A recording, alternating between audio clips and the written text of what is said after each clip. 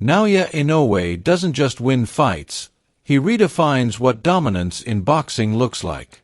Quiet, focused, and brutally efficient, Inoue has become known as the monster not just because of his knockouts, but because of how calculated and complete his destruction tends to be. For years, he tore through the bantamweight division like a silent force of nature, obliterating contenders before most fans could settle into their seats.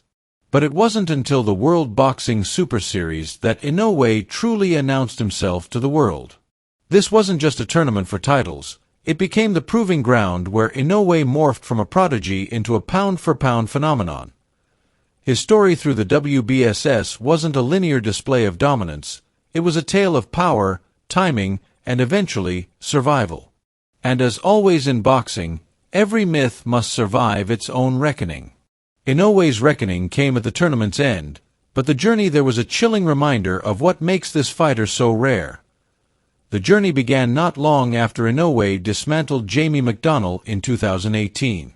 McDonnell, a seasoned British champion, was supposed to be a sturdy test, but instead, he was overwhelmed before he could even get started. That performance alone was enough to set the tone for the tournament ahead. Inoue wasn't just entering the World Boxing Super Series. He was entering it as the fighter no one wanted to face. His opening opponent, Juan Carlos Payano, came with pedigree. A former world champion with a solid resume, Pyano was expected to at least offer resistance. But from the moment the bell rang, there was an eerie sense that this wasn't going to last long. Inoue didn't explode forward in a blaze of reckless aggression. He stayed measured and composed. And yet behind that calm surface was a predator ready to strike the moment his prey gave him a window. Pyano, to his credit, tried to stay elusive. He circled, jabbed, and tried to maintain distance. But Inoue didn't need chaos. He needed only one opportunity. And when he found it, everything changed in a split second. What followed was a short, savage moment that would become a hallmark of Inoue's rise. One precise right hand, so fast and clean that Pyano didn't even have time to react. His body stiffened, his legs gave out, and the fight was over almost as quickly as it had begun. Just like that, the message was sent. Inoue wasn't just powerful. He was clinical. And in a tournament loaded with high-level operators, that kind of cold precision was terrifying. With the quarterfinals behind him, Inoue set his sights on the semifinals against Emanuel Rodriguez. Unlike Pyano, Rodriguez entered the ring unbeaten and holding the IBF world title. He had a reputation for technical discipline and defensive sharpness, and many saw him as a true test for Inoue's explosiveness. It was also the first time Inoue would be facing a champion in the tournament with both a belt and an undefeated record. Rodriguez started strong. He didn't fold under pressure or look for an early exit. He used his footwork and his timing and kept his composure in the opening round. For a moment, it seemed like the Puerto Rican had brought the right tools. His jab was sharp, his positioning sound, and he looked like he was prepared to box his way through the storm. But storms don't announce themselves, they just arrive. And when Inoue's storm came, it was merciless. In the second round, he closed distance with shocking speed and landed a short left hook that sent Rodriguez tumbling to the canvas. It wasn't just a knockdown, it was the beginning of an unraveling. Rodriguez had never been knocked down before, and now he was being cracked open by something faster and harder than anything he'd faced. Rodriguez tried to recover, but there's no reset button against a fighter like Inoue. Seconds later, a vicious body shot drove through his midsection and dropped him again. It was a punch that made the crowd gasp, the kind of shot that doesn't just hurt, it steals energy and breath. Rodriguez rose once more, eyes foggy, legs unsteady. But the monster wasn't done. The third knockdown came with brutal finality.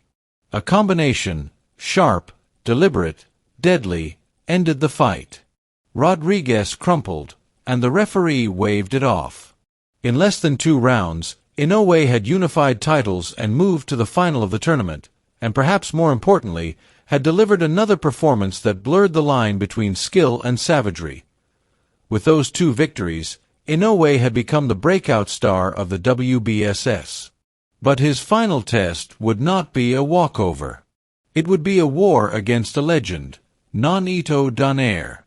A 4-division champion and longtime face of Philippine boxing, Donaire wasn't just a respected veteran. He was the kind of fighter who carried an aura. Many had written him off, seeing him as too old, too slow, and too far past his prime. But champions don't just disappear. They rise when it matters. When the final was announced, fans expected another quick and brutal finish from Inoue. After all, he'd just walked through Pyano and Rodriguez. Donaire, though, had something they didn't: poise, experience, and a left hook that had dropped giants. From the beginning, this didn't feel like a blood feud. It was respect meeting competition. Inoue had admired Donaire since childhood, and Donaire saw in Inoue the same spirit that had once made him great. Their mutual admiration set a tone of dignity, but when the bell rang, all sentiment disappeared. The first round was all Inoue: sharp jabs, fast combinations, and complete control of the ring. He was the younger man, the faster man, and the more dynamic fighter. But in the second round, everything changed with one punch. Donaire timed a perfect left hook that fractured Inoue's right orbital bone. His eye swelled immediately, his balance shifted, and for the first time in his professional career, Naoya Inoue looked vulnerable. What followed was not a dismantling, but a rebirth. Inoue had to dig deep into reserves he had never needed before. Donaire, now sensing weakness, pressed the action. He moved in and out, used angles, and threw every shot with bad intentions. It wasn't just competitive, it was brutal, tactical warfare. Rounds went back and forth like waves crashing into cliffs. Donaire's timing and power made every exchange dangerous. Inoue's adjustments and counterattacks reminded everyone why he was undefeated. There were moments when both men seemed on the edge of collapse. Blood streamed from Inoue's eye, while Donaire's face swelled from the accumulation of damage. Each round tested their will, their toughness, and their pride. Round 8, it was clear that this wasn't just about winning a tournament. This was legacy. This was two warriors refusing to give ground. Then came the 11th round, and with it, the body shot that would echo across the sport. Inoue threw a left hook to the liver that seemed to stop time. Donaire doubled over in agony and dropped to the canvas. Most fighters don't get up from that. Most never recover from that kind of pain. But Donaire wasn't most fighters. He rose, not just to survive, but to fight. Inoue could have closed the show, but Donaire, fueled by pride and defiance, kept swinging. He pushed through every second of pain to finish the round on his feet, defiant in the face of overwhelming odds. The final round was the last stand for both men, tired, bloodied, but still swinging with whatever they had left. When the final bell rang, there was no doubt who had won, but both had given everything. The judges awarded the unanimous decision to Inoue. But Donaire had earned something far more lasting: honor. Their embrace after the fight was less about victory and more about shared survival. Two men, from different generations, had just dragged each other through a fire that few could endure. That night wasn't about highlights. It was about heart.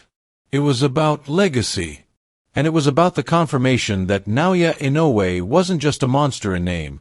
He was a fighter capable of evolving in real time, overcoming pain and adversity, and one of the sport's most respected champions. He didn't just win a belt. He became a legend in the making. The World Boxing Super Series wasn't just a chapter in Inoue's career. It was the crucible that proved he was more than hype, more than highlight reels, and more than a knockout artist. It showed the world that Naoya Inoue was as complete as they come. A technician with terrifying power. A tactician with a warrior's resolve. A quiet, composed destroyer who doesn't just win, he conquers. Where he goes next is anyone's guess. The bantamweight division may no longer be big enough to hold him. Super bantamweight, featherweight. Regardless of weight class, one thing is certain. If Naoya Inoue is coming, you better be ready. Because when the monster arrives, there's no place to hide. How far can Naoya Inoue go? Can he become the greatest bantamweight, or even the greatest Asian boxer of all time? Let us know your thoughts in the comments. If you're enjoying stories like this, make sure you hit subscribe, tap the like button, and turn on notifications so you never miss another deep dive into boxing's greatest warriors. Thanks for reading. We'll see you in the next one.